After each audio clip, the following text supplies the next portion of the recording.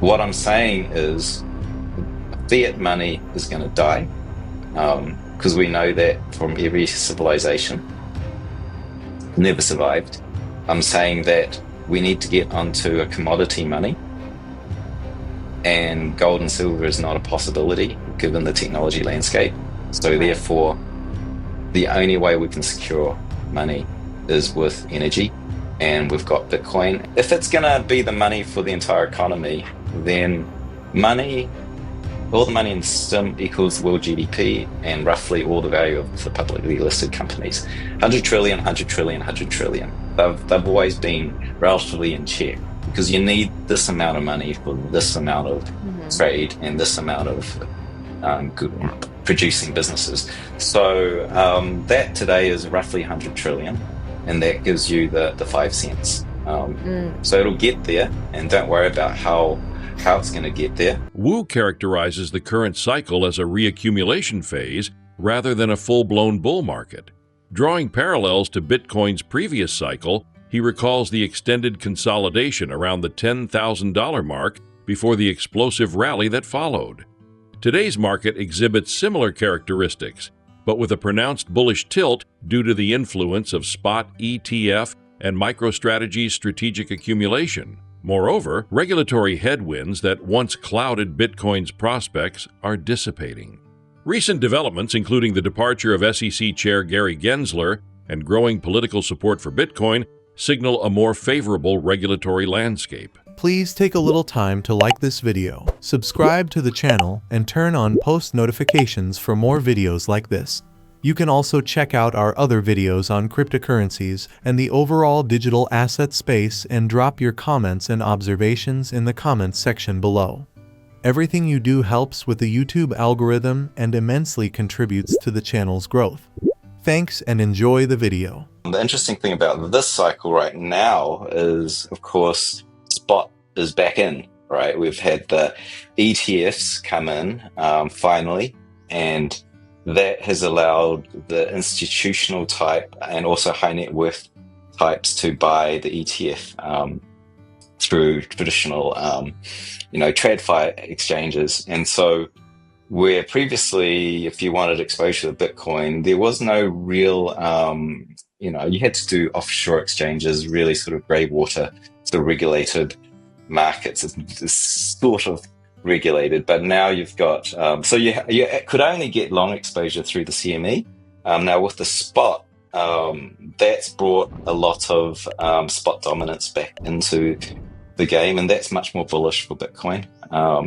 If you think about bets on Bitcoin, that's effectively debasing the currency, right? Because if I am wanting to buy Bitcoin, and I have to buy spot like before futures, then someone very, very rare in the world who has Bitcoin has to sell it to me, and they've got to be convinced to sell it to me.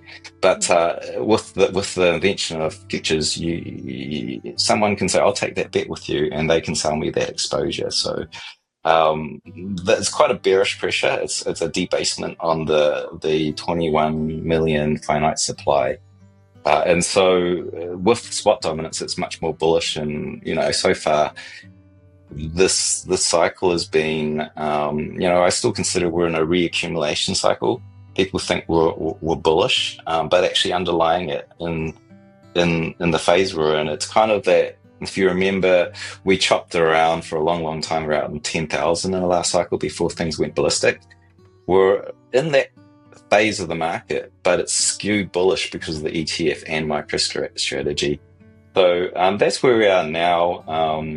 And of course, a lot of the regulatory risk around the SEC is evaporated effectively this week with Gensler leaving office. And of course, we've got our first president that's about to be inaugurated effectively today. That is pro Bitcoin and crypto, but Bitcoin, that's important.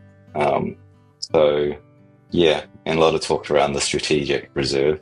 What I'm saying is fiat money is going to die, because we know that from every civilization, never survived. I'm saying that we need to get onto a commodity money, and gold and silver is not a possibility given the technology landscape.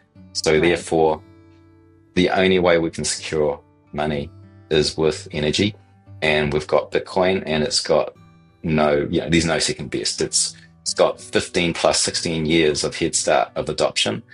There's not even a single competitor. Like, what's the next one? It's not Ethereum. That's proof of stake. And it's not geopolitically decentralized. It's not secured by energy.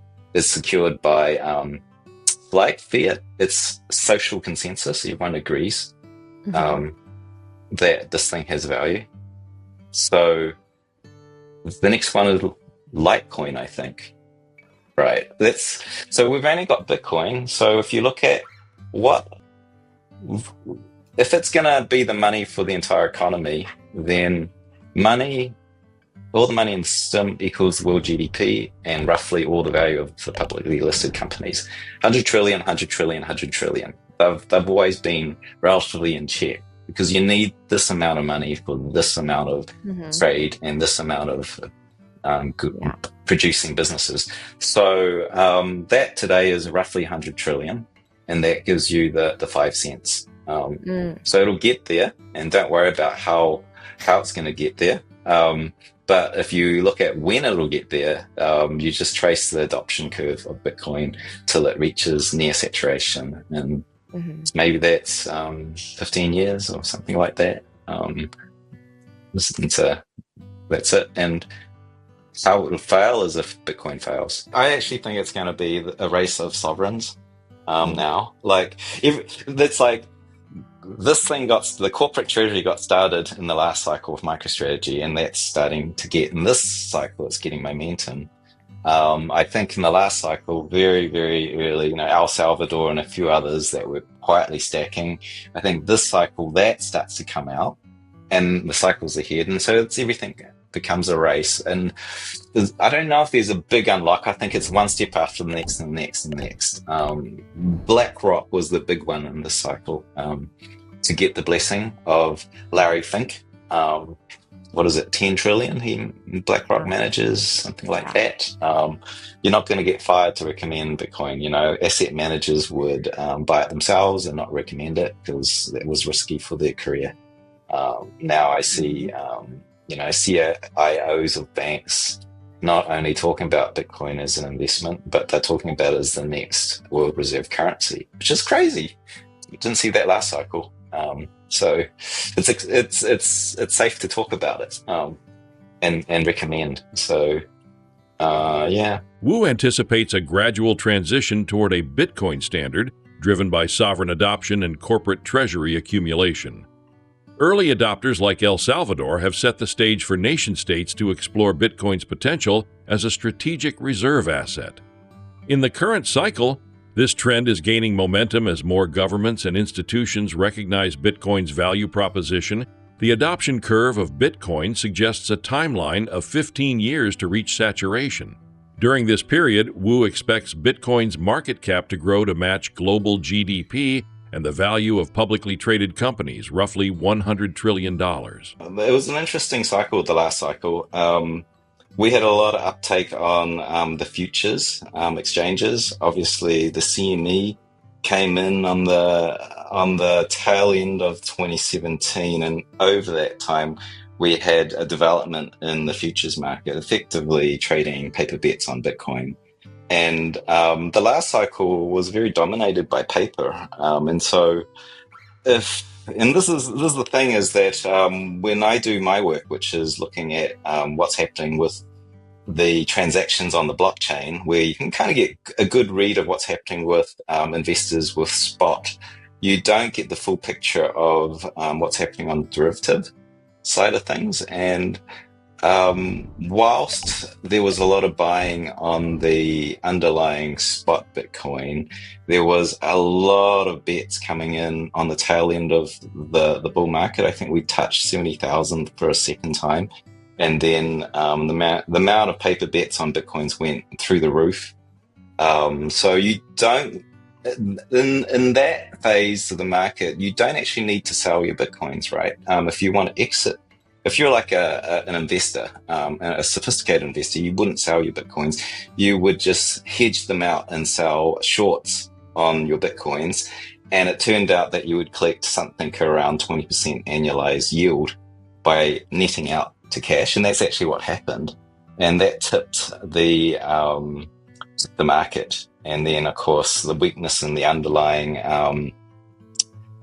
crypto side of things, like Terra blowing up, and then a cascade of liquidations and like earn products blowing up, and eventually FTX blowing up.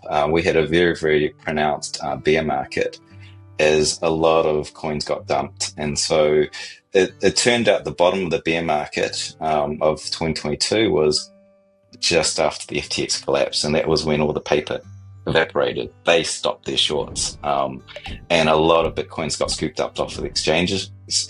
Some of that was probably custody risk, but I think a lot of it was bought up, and that marked effectively the start of January 2023 bull market. And look, I think that honestly, we're looking at this long range view, and like my favorite topic to talk about now is the long range view across 6,000 years of gold and silver as money, and where does it go, say 6,000 years to the future.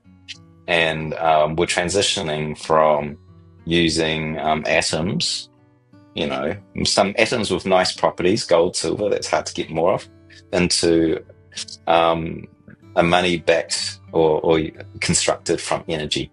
And the fiat thing doesn't count because it's a 50-year liquidity crisis, and we're overing this short time, right? It's not even a human lifetime when we're talking about 6,000 years. So if you go into the future, you cannot, create a scarce commodity, right? Right now, I think we caught the SpaceX rocket booster for the second time. That thing will allow us to mine the solar system. There's no scarcity in gold or silver, absolutely not. And if you're looking 6,000 years in the future, even 50 years in the future. So the only way to secure a scarcity is with energy, because energy is always going to be scarce. Your economy, as it grows more, it's going to eat more energy to produce the stuff we want. And so you've got to share it with the economy. And that means also that energy is scarce for securing the Bitcoin ledger. So that will work. I'm not saying, the people say energy will be abundant. Yeah, but we'll use also abundance of the energy as well, and it'll all be consumed. So it'll be in check. So Woo discusses the challenges posed by excessive speculation in futures markets. The dominance of paper Bitcoin during the 2021 bull run created artificial price pressures, culminating in a series of liquidations and collapses, including Luna, Terra, and FTX. These events underscored the risks of over-leveraged markets and highlighted the resilience of spot Bitcoin as a foundation for recovery. The bear market bottomed after the FTX collapse, marking the start of a new bull cycle in January 2023.